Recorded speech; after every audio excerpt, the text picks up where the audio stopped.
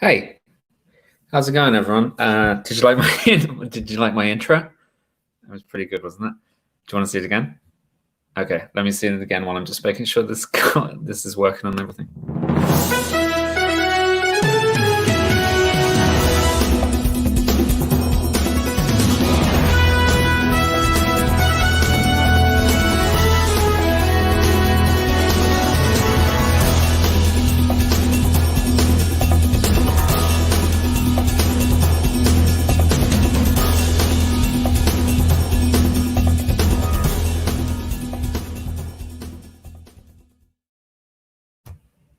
Cool. Okay.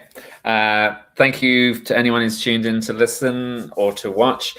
We are streaming live on YouTube, Twitter, LinkedIn. I think that's it for the moment. And then I'll put it into podcast format. So what is this? This is fundraising news. I'm trying to think of a better title. But it's testing this out, basically reviewing the week's fundraising news, and think of it like a talk show, a chat show. You can call in, you can dial in, you can come on in video, and I'll bring it up, and you can disagree with me, or you can share your opinions or get your exposure. Or if you want to comment on Twitter, LinkedIn, YouTube, wherever it is, send that comment. You can test it out now. It'll come up for me, and we can chat about it if it's a good comment. Do you know, like this person. Team McKechnie has given us a thumbs up, so I appreciate that. Team McKechnie, it was really good. And then I can see Mandy Johnson has tuned in. She's about to pick up the kids, so please say all the interesting stuff immediately so I don't get FOMO. Mandy, you got your shout outs, and now you can that's all we're here for, isn't it? To get our own shout out. You don't have to stick around if your kids are more important. So the point of this really is to look at fundraising news. I find it hard to keep up with the fundraising news. We got some great publications we're going to have a look at, I just don't read them all anymore because it's just like it's too much time, isn't it? Reading all this stuff. So instead, what I'm going to do is I'm going to carve out time a week. We're going to look through the headlines together. I'm going to read some of the articles. I'm going to give you some of my terrible, terrible opinions. You can disagree with them. You can agree with them. You can come in and pitch your stuff, talk about your stuff, whatever it is you want to do. Let's do this together. Let's see how it works. Let's see what happens. Look, there's Kenneth saying the greatest intro ever. It's pretty good, isn't it? I did that myself. Could be better. Okay, let's see what is going on. So there's a lot of interesting news stories today, or over the last week, and we're going to go through them and kind of chat. But the first one, I think this is the big one from the last week, is it? It's Jeff Bezos. Is that how you pronounce his name? Jeff Bezos. So Jeff, let me bring it up from a few places. Basically, all the big publications have covered this. And Jeff Bezos, let me go on to UK Fundraising and tell you what they said about it. No, let me go on to Civil Society, because they described him, or someone described him as the world's richest man, which for me came across as a bit like they were having a dig, which I like that. But okay, so basically Jeff Bezos, the founder of Amazon, we all know Amazon, he's launched his own environment fund and he's committed $10 billion US dollars. He announced the Bezos Earth Fund in an Instagram post yesterday. And they're going to begin issuing grants this summer. Climate change is the biggest threat to our planet. This is Jeff talking. What does he sound like? Climate change is the biggest threat to our planet. I want to work alongside others, both to amplify known ways and to explore new ways of fighting the devastating impact of climate change on this planet we all share. The global initiative will fund scientists, activists, NGOs. Yada, yada, yada. I'm committing $10 billion to start, and will begin issuing grants this summer. Now, what they go on and say is that he has an estimated worth of $130 billion, and he's given to some stuff before. He has a foundation, but they're talking about this being separate from the foundation. This works out, at about 7.5%, 7 or 8%, something like that, of his worth that he's giving away. Okay. So the discussion that's kind of come up on this is that he, the camp is kind of split into two, and obviously people are somewhere in the middle as well. But there's people who are like, wow, You know, this guy is giving away the most amount of money that's ever been given away, or in the top 3 anyway of biggest chunks that's been committed, after people like Warren Buffett and Bill Gates and stuff like that around with them. So it's really great. It's really generous. This is really perfect timing because all the stuff that's happening with climate change, lots of stuff getting front page. It's finally kind of getting picked up and noticed. So it's great. It's a great thing. People giving away money is a good thing. How can it ever not be good? Especially when it's benefiting the planet and benefiting us all. Yada, yada, yada. The other side of the camp, yeah.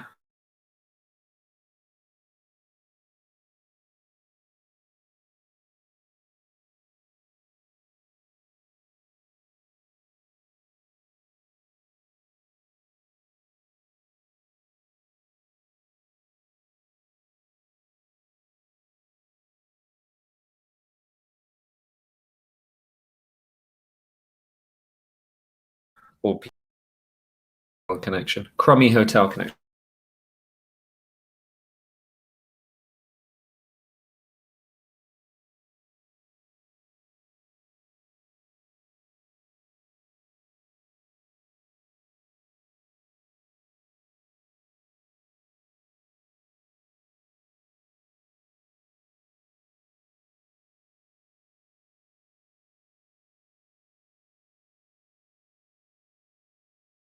Sorry about that.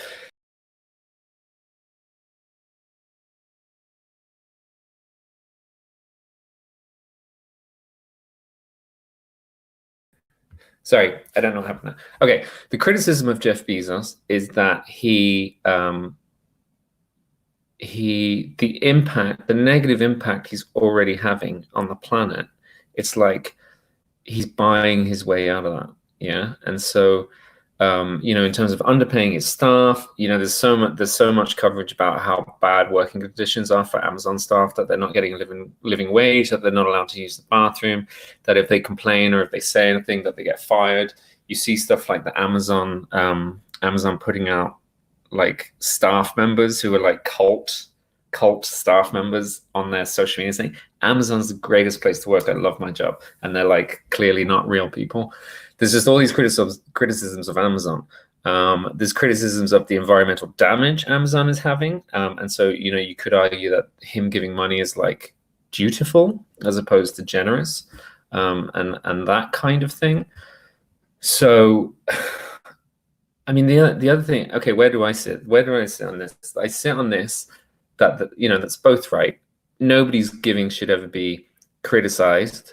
And for anyone to make the decision to give away 7% of their income, that's pretty big. There's the average people give away, I think it's like 2% or something like that. The Bible tells you to give away 10%, and most of us give away about 2%. So he's being pretty generous. You can't fault that. But I'd be one of the first to criticize the situation. Yeah, I would be one of the first to criticize the situation with Jeff Bezos. Criticism of Jeff. It's a criticism of that in this society, someone can get as wealthy as Jeff. Yeah, how something is wrong with the system if he can get. If he can get that rich, no one should be able to get that rich. I don't believe anyone should be a billionaire. Nobody works that hard. If you talk about people getting rewarded for working hard, nobody works that hard. And so I think there's something wrong with the tax system. And I always come back to tax. There's wrong with the tax system. And we know there's lots of criticism about Amazon evading tax and using tax loopholes and stuff like that. So he shouldn't have that much money to give. The other criticism I would have of Jeff is, where have you been, Jeff? Where have you been? Because I see every day people talking about people who have no water, people being persecuted, natural disasters striking people struggling. And I've seen for some time Jeff has a lot of money. So it's like, we can celebrate him, but I mean, let's also be like, fucking, where have you been, Jeff? It's, some people are like, there's kids starving to death. Come on, chop chop. So I don't know. What do you think? What do you think? Does it, like, should we celebrate them? Should we criticize them? Is there like a happy middle ground where we can criticize everyone? How do we fix this? Is it just simply a change in the tax system? Is it simply a change that no one should get that place? Or do we carry on like this? That people like that, hey, fair play to you, well done. You've done great earning that much money. You know, big clap for you for giving away so much money. I mean, the truth is, like, would any of us do differently? Yeah, would any of us, if you could earn billions, you would, wouldn't you? You would, like, none of us are going to refuse that, but you'd like to think you would give away lots of it. You'd like to think you would do it better. So there's that kind of little bit of it, but really all of us, you know, we've all earned more money as we've gone along. And have we been particularly generous with it? Have we, you know, given a lot more as you get older and you earn more? Yeah, kind of. But like, yeah, I mean, we all just hold on to money just in case we get poor again. You know, just in case you take a step backwards, we all get a little bit paranoid. I don't know. Let me know what you think. Is Jeff Bezos a hero? Do we love him? Or is he, should we not be celebrating him? I don't know. This other headline, look at this. This is on UK Fundraising. Let me bring this up. So they had a RNLI, the lifeboat organization. They had a Facebook post which raised over 26,000 pounds. Let me see if I can play this for you. Wait, I'm going to share. Hold on. Okay, let me bring this up. This is Twitter, but you can see this on the UK fundraising site as well. Basically, this boat, this lifeboat, getting pummeled. Look at this. It basically goes sideways. This is pretty cool. Pretty cool. I like that. So people saw that. People shared it. I think I shared it because it was like, this is awesome. And they went on, what does UK Fundraiser say? To date, at the time of the article, they'd raised £26,000. The video footage shot by bystander Paul Hogg showed the lifeboat braving the rough seas and looking very close to capsizing. The Twitter post has been seen 2 million times, 2 million views. The Hastings lifeboat launched with a 6-volunteer crew on board after a surfer was reported in difficulty. You fucking idiot. The surfer out there. It's so fun. I mean, I talk about this in one of my sessions, that lifeboats, the hero isn't the person getting rescued. It isn't the beneficiary, because we all just think they're idiots. You know, you look at that and you're like, what is this surfer doing out there during Storm Kira? I cannot believe my money is going to rescue this dolt. Anyway, this is cool. I like it. I mean, this is really good. This is a good use of video. It's a good use of your community using other people's video. You know, they probably have footage like this all the time that they could be capturing and just pushing it out on social media, and it just connects us. The negative interesting thing about this is it's £26,000, yeah, which is not a whole lot. It's a lot of money, yeah, but it's not a whole lot compared to like what RNLI are doing with like some of their other campaigns. And I just find that interesting that the threshold for making it like a newsworthy social media fundraiser is like £26,000. Yeah, like if you only raise £26,000, you're like headline news, because so little is being raised online. There's a controversial statement. I want see if online people who are into online come on and totally disagree with me. But I just think, I think that's really cool that they've done that. But it's also that when I read that article, it reminded me, it's like, wow, geez, there's just so little being raised on social media, isn't there? I mean, cumulatively, there's a lot, but they're just not very big performing campaigns. You raise £20,000, you're going to be headline news. It's mad. All right. Let's see what else UK fundraising has been saying. This week, while we're on the site, they're talking about entries opening for the 2020 National Fundraising Awards. So this is the Institute of Fundraising in the UK. They've got their fundraising awards going. Highly recommend anyone who's available, who might be eligible. They enter. There's 15 award categories. Deadline is 13th of March. Shortlist will be released on 20th of April. If you're in the UK and you're fundraising, I really recommend you put something in, for yourself or for one of your peers, because actually they get, all these award things. They get surprisingly few people entering because people just don't really bother to do it. So your chances are actually a lot better than you think they are. But more than that, the idea of getting shortlisted or even getting nominated is like such a really positive thing, and fundraisers get very little recognition and very little encouragement. And so it's nice to encourage others. It's nice to promote others. So if you have someone in your world, a lovely fundraiser who you think should be supported and encouraged, and you're based in the UK, I really recommend getting in a submission into that fundraising awards. It's worth it. It's a nice thing to do. Just do it. It's good for people's careers. Oh, look at this, Donor. My friends at Donor, DONR. They don't have the second O in there. So they've introduced a donation safety net feature. What is this? This is not a sponsored post, but let me see what this says. So Donor, let me bring this up. Let me show you. I've got that news music stuck in my head. We're going to play it again in a minute. From tomorrow, and this is a few days ago, from tomorrow, Donor is introducing a new text giving feature to help prevent failed donations from slipping through the net. The donation safety net is being automatically enabled on all accounts 19th of February. We'll see donors whose text donations have failed to go through sent a reply message telling them why their donation was unsuccessful. Actually, if anyone from Donor is watching this and you want to come on and explain this, you can do like a little sales pitch if you want, but I'm curious on your thoughts on this. But I'll share the link as well if you want to join the chat. Join the video chat. Otherwise, you can feel free to put anything in the text chat and I'll pick it up. But if you want to come on video chat, I'm just posting the link there. So they have said previously donors could ring the donor helpline to find out why their donation had failed. The donation feature is okay. So this is what it is. So in the past, when you went to make, so Donor, a text donation company based out of the UK. I'm starting on the UK news, but I'm coming on to the US news and North American news and whatever news. So they're UK-based Donor, and what they run is a text donation service. So you text your word, or you text, and it takes money for the charity that you've done.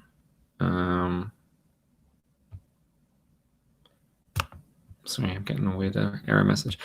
And what happened in the past is that if you try and make that text donation and it fails because you have no money or not enough credit, or there's a problem with your mobile setup, before it would just that would be the end of it. The person would lose interest, they would get distracted, and then that was the end of the story. Now what they're talking about is look, they've got a video here. Let me play this for you. Made tea that's just a bit too milky.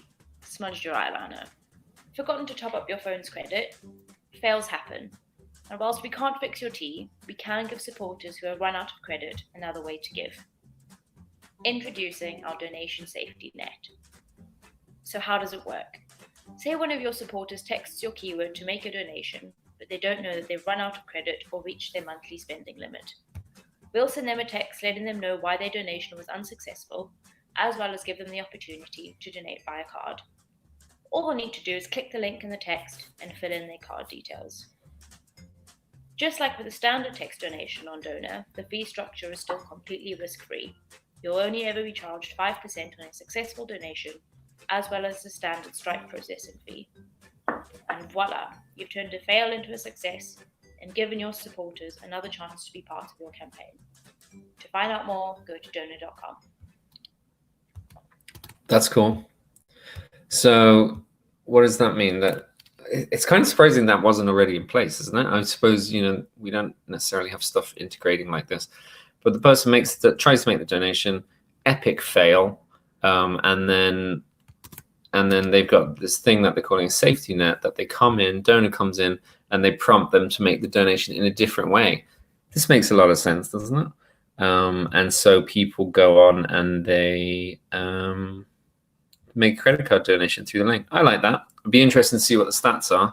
And if they've rolled that out, when did they roll that out? 19th of February. Oh, that's today. Oh, that's exciting. So they probably don't know yet, but if anyone on donor has any like early stats or early indications on this, how many people get that safety net message and then go follow through and go and make a credit card donation? I mean, truthfully, realistically, even if it's only one, it's good, isn't it? Only if the tiniest of people, even if only one person does this is worth throwing up. So this is cool. This is good. This is good news. I mean, that's obviously a press release, isn't it? But if anyone has any thoughts or knowledge on that and wants to come on and chat about it, I'm happy to hear, because you're smarter than me. What else have we got? We've got Spartan acquires Tough Mudder, which, if you're not in the UK, maybe none of those words mean anything to you. Basically, Tough Mudder is a challenge event, like a fundraising event. People, I think it's like an obstacle course. I don't fucking know. It's like an obstacle course where people get covered in mud. It's like Hell and Back in Ireland, or maybe you have Hell and Back elsewhere. But it's a little challenge event where people then go through and they try and raise money. Tough Mudder got into financial difficulty and looked like they went into administration or something like that. Here we go. Spartan, the extreme wellness and endurance brand, has acquired Tough Mudder UK. Spartan has acquired the business and assets, which entered administration at the end of January. It's part of the terms of the deal. They'll operate as whatever. That's boring. Tough Mudder Germany will continue to operate under the terms. Okay, so they're in Germany. They're in a few countries. Okay, so they've been rescued, because I know people who fundraise through this. It's not good, is it, when these fundraising places go out of business? Not good at all. Okay, that's UK fundraising. Is there anything else that jumps out at me? Let's see what else they've got. Let's see what else they've got in the news. Any news articles jumping out at you guys that you want to share about, or you have any strong opinions on? No. Let's see what is happening over with our friends in the US of A. So the US of A, if you look at like the Chronicle of Philanthropy, all their stuff is taken up by worshipping the rich, as the Americans often do. So they're talking about what's his name, Bloomberg, Jeff Bezos, Warren Buffett. They're just talking about really wealthy people. So they've got the Philanthropy 50, who gives the most to charity. This is an interesting article that philanthropy.com put out last week, and they talked about who was the biggest. So the 20th annual ranking of America's biggest donors was topped by Michael Bloomberg, presidential hopeful Michael Bloomberg, followed by hotel magnate Barron Hilton, then Eric Schmidt, the former Google CEO, and his wife Wendy. The top 5 in each list gave more than $1 billion to charity last year. Yeah, I mean, it comes back to the same thing, doesn't it, with Jeff? Like, why do these people have so much fucking money? I mean, I know you invented Google and stuff, but is there not just like a cutoff where it's like, you just don't need anymore, and let's start filtering this down to staff, and let's start filtering this down to people who are literally starving to death? Like, why are we not taxing these people? And they're like, I mean, I don't know that much about Google's tax, so I'll be careful here. But basically, any of these tech companies that have a presence in Ireland, as Google do, you know they're avoiding tax. Yeah, you know they're avoiding tax. Why else are you going to set up in Dublin? I mean, we don't even have like proper Wi-Fi. What?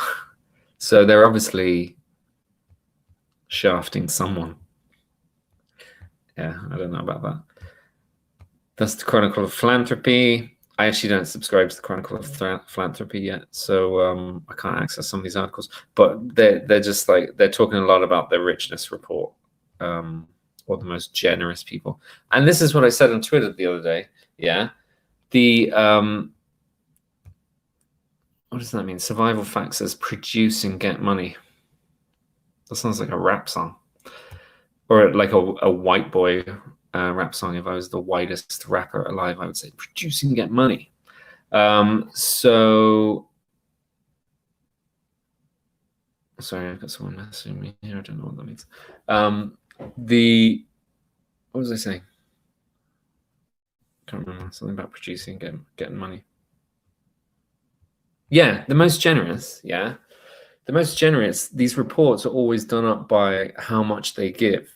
Yeah, and actually, what I would like to see more acknowledgement of is how much people give in relation to how much they earn and how much money they have. Yeah, for me, the most generous person isn't a value. It's a percentage, or it goes. That's closer to a measurement of generosity.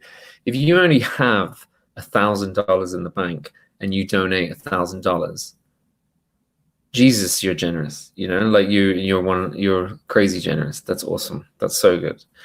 If you have 10 billion in the bank and you donate 1 million, that's millions, a lot of dollars, a lot of dough for me and probably for you. But in terms of generosity, is it that generous? It's a pretty small smidgen based on what you got, and you didn't get that money just from producing goods or just from like going into the office an extra couple of hours a day. You got that riding off the back of other people and collaboration from other people, and you got it probably from like shafting someone through their wages or whatever. And I mean, like Jeff Bezos, sorry for picking on Jeff Bezos so much. No, I'm not sorry, but like people talk about his Amazon startup that he started in a garage. He started that with money inherited from his from his parents, like hundreds of thousands of dollars that he inherited from his parents. So yeah, it's just like, can we stop worshiping the rich? Can we stop like ranking them above people?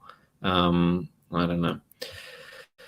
Survival Facts has asked me, do I have a business? Yes, I have a business, Survival Facts. I suppose it's me, but it's it's my business. It's fundraising everywhere. Yeah, I have a business. Thanks for asking. Okay, let's see what Civil Society says. So Civil Society, UK publication, they're talking about Jeff Bezos. They talk about him being one of the wealthiest people out there. Okay, so one of the things from here which I thought was interesting, which I want to draw attention to, is their bursary. I've lost it now. Oh yeah, Civil Society Media launches bursary scheme. This is cool. Yeah, this is really cool. So Civil Society is today, this is last week, is today launching a bursary scheme, like a scholarship, offering free access to our products to 10 people who may struggle to access career development opportunities in the sector. Research and testimonials from people with lived experience show that there is systemic discrimination in the sector that puts people of color and those with a disability at a disadvantage, of course. We also know that others face prejudice on the bender of gender reassignment, marriage and civil partnership, pregnancy and maternity, religion, sex, and sexual orientation. Marriage and civil partnership. People experience prejudice on marriage and civil partnership. Okay. Pregnancy and maternity, yeah. Religion, yeah. Sex and sexual orientation. In a bid to redress the balance, Civil Society Media is offering 10 bursaries. Successful applicants will be able to choose 3 items from our portfolio of publications, training, and events, which is estimated to be valued at £500. Matthew Nolan, Chief Executive of Civil Society Media, said, "Charities should be leading the way when it comes to championing the benefits of a diverse community. But we know that people with protected characteristics or those who come from different backgrounds are underrepresented in senior positions in the sector itself." Okay, this is cool. So basically, they're giving away access to their events. They run loads of training events. They, I guess, have other products like their magazine and some online stuff. They do good stuff. And so they're giving 10 people with protected characteristics £500 to spend on whatever they want. This is good. People giving away money is always good. People funding training and support for people in our sector is really good, because that's how we become better fundraisers. That's how we bring more money into the sector. It's, I don't think very highly of these public facing campaigns, these public awareness campaigns where we try and get people to give more money, I believe the way we shift the needle in our sector is by supporting fundraisers, training other people in the sector to become better fundraisers. And so something like this from civil society is very welcome, very interesting, very, very good. As Survival Facts says, teach a man to fish and he will eat for a lifetime. Yes, Survival Facts, but what happens if you teach a fish? No, okay. So this is the way we boost our sector. And so this is awesome from civil society, awesome comments from Matthew Nolan. That's really cool. So if you have a protected characteristic, if you are a person of a protected characteristic and you're interested in this, I really recommend you apply. Go to the civil society site, civilsociety.co.uk. And you'll find it there pretty front and center. To be eligible, you must be a person of a protected characteristic. Do you know what the protected characteristics are? Does anyone know what the protected characteristics are off the top of their head? This is me showing my privilege because I don't know them off by heart. They are, protected characteristics are age, disability, gender reassignment, marriage and civil partnership, pregnancy and maternity, race, religion or belief, sex, and sexual orientation. Yeah. And so if you are a person of a protected characteristic, you are eligible. Do you know what that reminds me of? That reminds me of a post I saw on LinkedIn this week, which has since been deleted. And it was a lady whose name genuinely I can't remember, but she was saying it was almost like she was arguing there was too much diversity in our conference speakers, in fundraising conference speakers. She was saying, and it was very, she was trying to be delicate. No, she wasn't trying to be delicate, but she was trying to be one step back from what she was actually saying. She was saying that we have to be careful about I think she might have used the word tokenism, yeah, about bringing in a threshold, a quota of speakers in certain areas, because what you do then is you risk getting rid of the knowledge. Yeah, you risk taking second best speakers, you risk taking a lower class of speakers because you're allowing in someone with a protected characteristic over someone else. So a really simple example. At conferences, conferences are dominated by men, dominated by older white male in terms of speakers, and that's slowly changing. So a lot of conferences now have a rule in place where they commit to that they will have 50% female speakers. Yeah, 50% female speakers. And so what this does is it makes them work harder to look outside of their usual people. This is a good thing. Yeah, this is a good thing because it's the right thing and it's fair. But it also, what it does is it gets your speakers and it gets your the face of your conferences, the faces of your conference, to represent the population.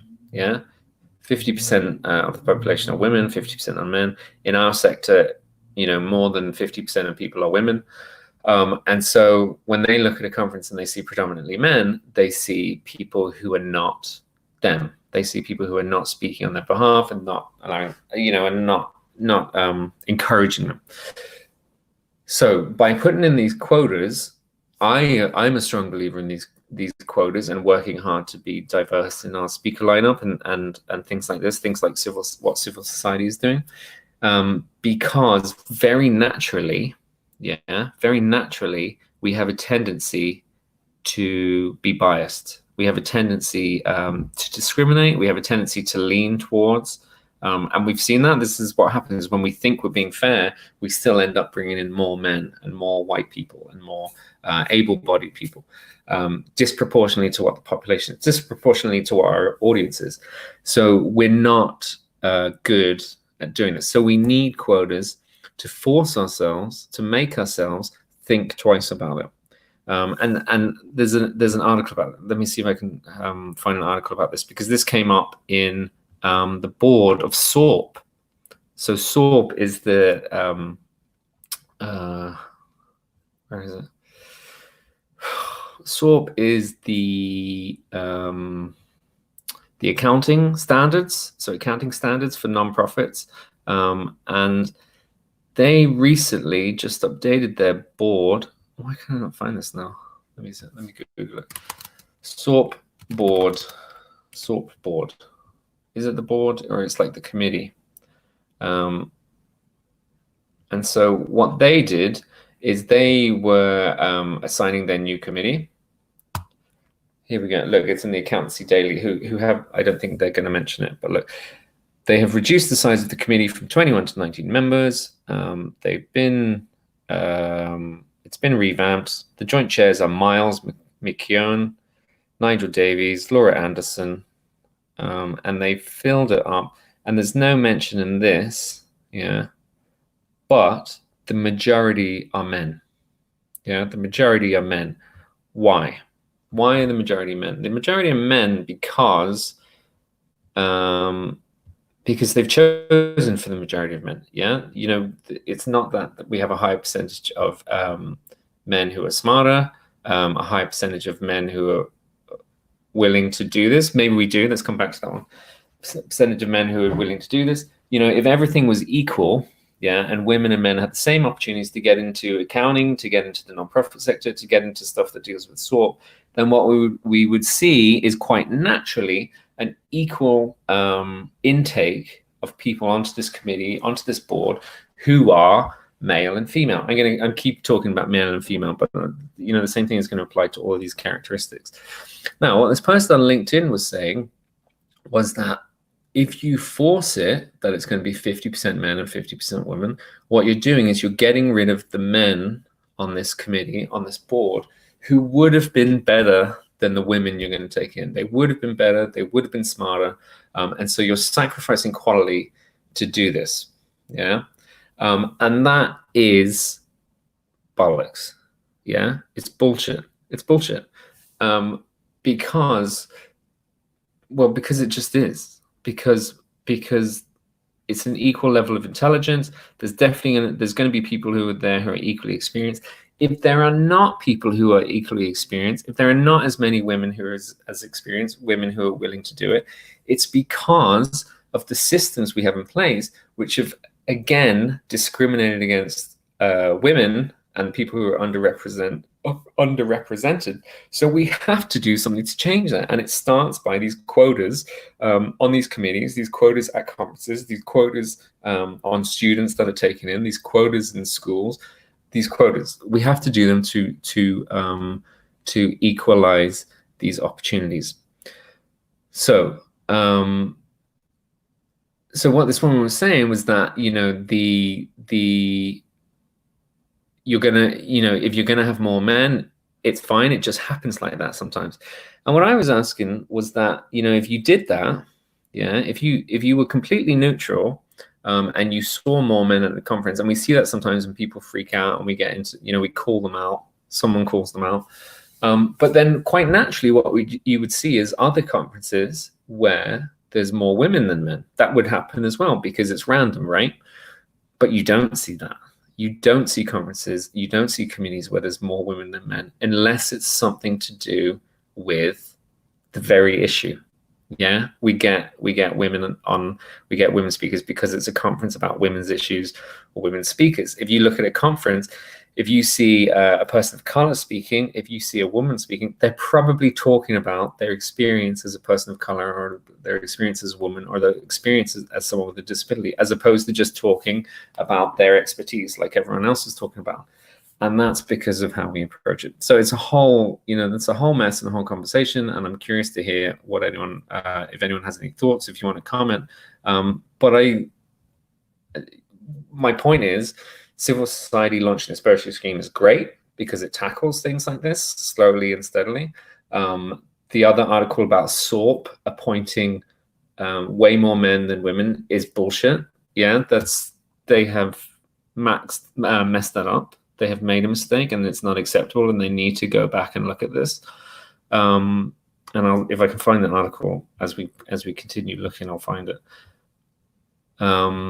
But then also this stuff on LinkedIn about this woman posting stuff, this is ridiculous. This is ridiculous. You are discriminating, whether you're conscious of it or not. You are discriminating.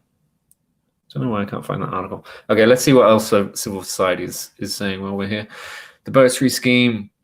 Charities are hugely concerned about points-based immigration plan. Oh my God, I don't like the sound of that. Max Rutherford, the SORP is a vital tool, and with bold thinking, it can do more for charities. So they're doing some PR pushing there. Charities lack urgency when it comes to dismantling racism. Let's look at that. Charities lack urgency when it comes to dismantling racism. This is going to be annoying and interesting, isn't it? So, article by Harriet Whitehead. The charity sector lacks ambition on tackling racism and must take urgent action, according to Asif Afridi, Deputy Chief Executive of the equality charity BRAP. That's like a lowercase word, BRAP. Is that an organization? Or is that meant to be a different word? Afridi was speaking last week to Race to the Top, dismantling racism in the charity sector. He said that there is laziness in the sector and a lack of action from those in power. Afridi suggested that one of the reasons for this inaction is that some people see racism as too big to tackle. Fair point. But this normalizes racism within the sector. Also speaking at the event, Fazia Irfan, Chief Executive of Beds and Luton Community Foundation, said changing racist structures is the responsibility of the whole sector, but that too often the burden is on BAME people. She urged the sector to understand that equity is different to equality, saying treating people fairly is not the same as treating people the same way. Interesting. Okay. Charities lack urgency when it comes to dismantling racism. What do you think? Do they? I think that's probably a fair statement, isn't it? Because I nearly said it's not entirely their fault, and maybe it's not entirely their fault. It is their fault, and it is our fault. But I see why it happens, because charities who are not, on the surface, not in their mission and their vision and values, dealing with a racial issue or dealing with diversity, although you could argue they're all dealing with diversity, but they see it as something like, this is not what our donors are paying us to do. This is not what our job is. This is not in our mission, vision, and values. So we cannot afford the luxury, and this is not what I think, but this is how it's going through the brain. We cannot afford the time needed to tackle racism, diversity, these issues in a campaign, in a world, in a sector that we're not. This is not what we're dealing with. Yeah, this has nothing to do with us. Now, obviously, that's not entirely true and not entirely fair, because it does affect everything. It feeds through into everything. The diversity issue. But it's hard, isn't it? When you have a small charity or any charity who's struggling to get funding in, and then, they're just scraping by each day. They've people on their waiting list. They have staff who are underpaid, all these things. They're not, how do they make it stretch? How do they make it stretch so they do it? How do they make it stretch so that they can also tackle these additional issues? They have to, and we have to, but I can see the challenge there. I'm not justifying it. I can see the challenge. Curious to hear your thoughts. If anyone I quoted in the article wants to come on, I would love to hear you expound on it more. I mean, this is the thing. This is the first episode of Fundraising News. I want to do this regularly. Eventually, I want people to just drop in who know what the fuck they're talking about with these things better than I do, and that they might actually help. What does this say? Mentoring by those that do well in fundraising to the others that are new and incoming would work. Yeah, that's right. You're right, Survival Facts. We need that level of mentoring, that level of training. We need to bring others up. Yeah, and people, there's diversity in that issue, because people who have access to, or people who can access this kind of stuff, this mentorship, this knowledge, it's disproportionate, isn't it? It's a level of privilege to do that. I'll tell you exactly what I mean. I had another argument on LinkedIn. I'm not always arguing on LinkedIn, but a couple of times, because I was saying about fundraising conferences again, if you don't pay the expenses, as some conferences don't, like AFP in the US, the big AFP Icon, they don't pay the expenses of speakers. Yeah, they don't pay the expenses of speakers. And what I was saying was that's bullshit. That's unacceptable. Because what you're doing then is you're discriminating, or you're creating a barrier for certain people to become speakers. Yeah, for certain people to come and share their knowledge at fundraising conferences. And those people are disproportionately going to be people who are poorer. They're going to be people of color. They're going to be people with disabilities. And so disproportionately, by not paying the expenses of speakers at conferences, disproportionately, you're going to get more applicants who are white, privileged male, or white privileged female as well. Actually, you're going to have that typical hierarchy of privilege by not doing that. Firmly believe that. Still stand by those comments. Someone totally disagreed with me, yeah, and said, a white male said that that was ridiculous. That you shouldn't have. The expenses are not the barrier. And actually, I don't really fucking know what their argument was. But one of the points that stuck out for me that they made was that if someone was really passionate about their career and really driven, yeah, and really wanted this and really wanted to speak at a conference and saw the opportunities that come with it, they would find the money. They would pay the money to cover that expense. So for me to speak at AFP Icon in America, it costs me $2,000. Yeah, say $2,000 on flights, hotel, living expenses while I'm over there, all that stuff. It cost me 2,000 quid to speak at AFP Icon. Yeah, which is why I haven't submitted. I didn't submit this year because it's in Baltimore or something like that. Who the fuck wants to spend $2,000 going to Baltimore? No offense to Baltimore. So now, for him to say it's to put it on people who can't afford to go to it, saying they're just not trying to find the money.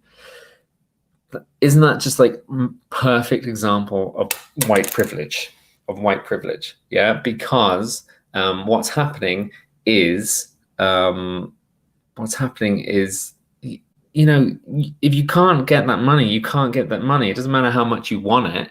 If you're someone who is massively poor on the breadline, who is trying to support your kids as a single parent, if you don't have access to that, it's not just that you're not wanting it enough. And that's that privileged mentality again, where people who say, if you complain about a billionaire, they're saying, well, you just need to work harder. Like, you can't work hard enough to become a billionaire. Yeah, it's luck and it's other people that put you in that position. You can't justify working hard enough to become a billionaire. It's ridiculous.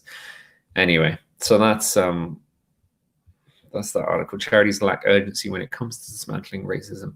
Let me just play this news clip again, this news intro, because I just have to reply to this this message, and I just love it. I just want to play it again.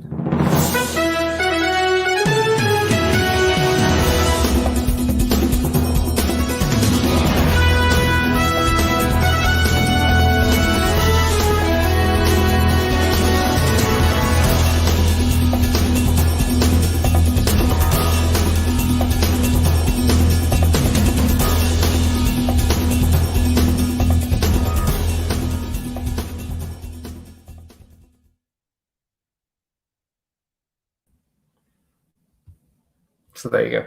Okay, let's see what else is going on. We're going to wrap up soon, but let's see what's happening.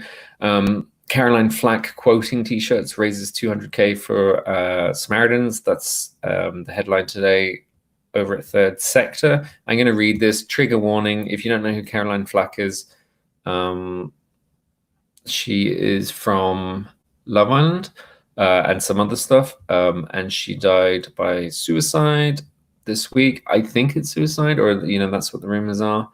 And basically it's prompted this talk in the UK again about mental health. Like, we needed another prompt for mental health. People just need to start actually doing something about this. But she was hounded by the media. There was lots of awful stuff happening around her. And then, a lot of people arguing that she was pushed to this by the media and by the general public, kind of abusing her and bullying her.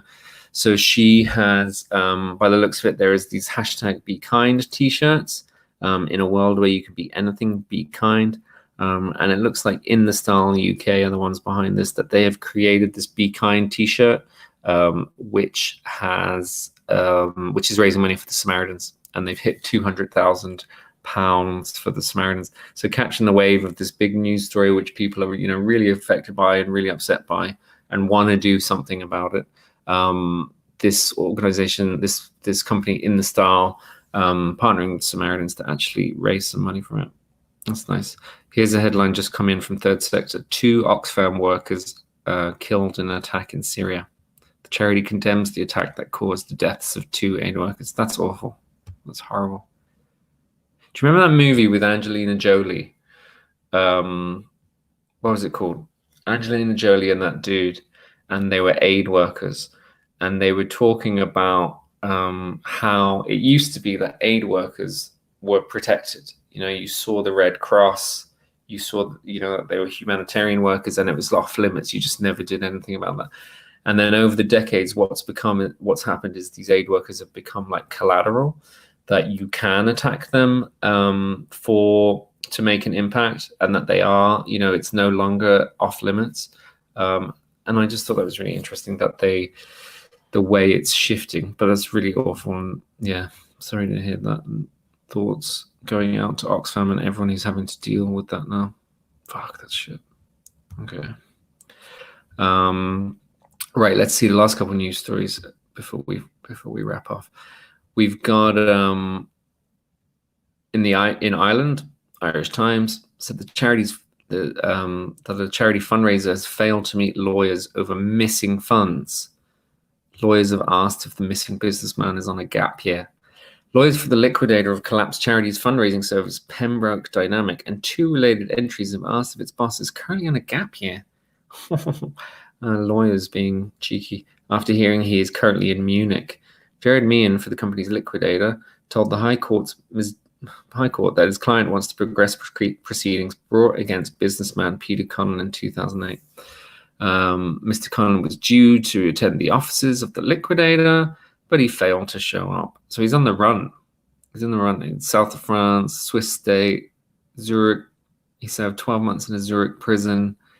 What happened? What they're trying to find out is what happened to 3.8 million euro in donations to dozens of charities. So basically, he was running a donation facility, like an online donation facility, one of these fundraising sites, and not all the money made it through. It was all making it through from you. Is this? I want to be careful, but is this the Amado guy? Maybe. But the money disappeared, or it stopped getting passed on to the charities, and then obviously the donations are still going in, pumping into this company.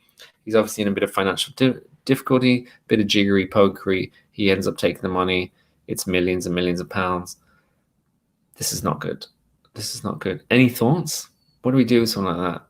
String him up? Let's hunt him down. He's somewhere in Switzerland by the looks of it. Any Swiss people listening? Okay, last article. I thought this was funny. A school played The Lion King at a fundraising event, and now it has to pay a third of what it raised. It's not really that funny, but when an elementary school in Berkeley, California hosted a parents' night out fundraiser, they didn't think playing the 2019 remake of The Lion King would do anything besides keep the kids happy. That was until Emerson Elementary School received an email from a licensing company Thursday, more than 2 months after the event, saying they had to pay $250 for illegally screening the movie. One of the dads bought the movie at Best Buy, PTA president told CNN. PTA president David Rose, that's my cousin's name. He owned it. We literally had no idea we were breaking the rules. Yeah, so they did a public screening of a movie, and then the movie is looking for their cut of it because they get it for public screenings. Do you remember when you used to watch movies? I don't know if they still do this. It was when they were on VHS, and at the beginning there was a warning sign that said, this is for private use only, so this is in your home. You can't show it in public, you can't show it in cinemas. And I always remember they used to say you can't show it on oil rigs. Like that was, I guess that's a problem where they're doing big screenings on an oil rig. You have to get a special license to do that kind of thing. You know, there's broadcasting licenses for these big public things. And so this PTA, you know, they don't fucking know. And, you know, I'm sorry to hear that they don't know, and it's a shame that they have to make a cut. But at the same time, that's the way the world is set up. All right. Right, I'm going to start to wrap it up. Does anyone have any comments, any other news articles I've missed that you want me to talk? Anyone want to come in and give me your lovely opinion about anything I've discussed? Do you totally disagree with me or not? But if not, that's okay. We're going to wrap up. Thank you very much for joining me on this first one. I'm going to be back next week. If you have anything you want to discuss, feel free to email me, Simon at changefundraising.com, or find me on Twitter, Toast Fundraiser. Put across any comments you want, or set up to come across next week. I'll probably do this next Monday, but I'll put it on Twitter and LinkedIn and everything if you want to chat about it. But otherwise, thank you for joining me, and let's do this video one more time before we wrap up.